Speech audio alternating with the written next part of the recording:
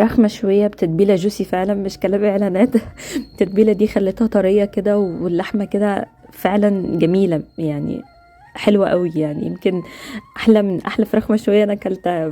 فالتتبيلة دي خطيرة ليها.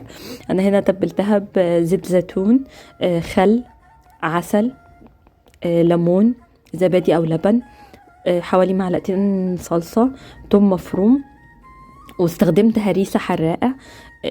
طبعا ده اوبشنال، بس بتدي طعم سبايسي كده، ادت طعم سبايسي كده حلو قوي للفراخ. فانتوا لو ما بتحبوش حاجه سبايسي خلاص ممكن ما تحطوهاش. البهارات اللي انا استخدمتها ملح وفلفل اسود وتوم باودر وبابريكا، وعملت ميكس بهارات لحمه على بهارات فراخ. وبعد كده انا بيتها في التتبيله دي حوالي يومين، بس طبعا حطيتها في الفريزر.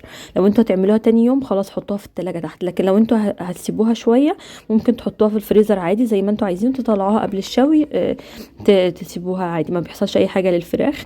المهم اعملوا الفراخ حلو كده في التتبيله لحد ما التتبيله تخش جواها. وبعد كده بقى لما تيجوا بقى يوم الشوي، انا ما كانش عندي الصينيه اللي هي بتاعه الشوي، كان عندي شوايه صغيره حطيتها على صينيه. وبعد كده بقى بندخلها الفرن. انا دخلتها على درجة حرارة عالية، اعلى درجة في الفرن، قعدت معايا حوالي ساعة ونص. الميكس اللي انا بعمله ده ميكس بقدونس مفروم على زيت زيتون على ليمون، ده بدهن بيها الفراخ زي ما انتوا هتشوفوا دلوقتي في الفيديو، بدهن بيها الفراخ يعني بعد يعني في اخر 10 دقايق خالص بدهن بيها الفراخ.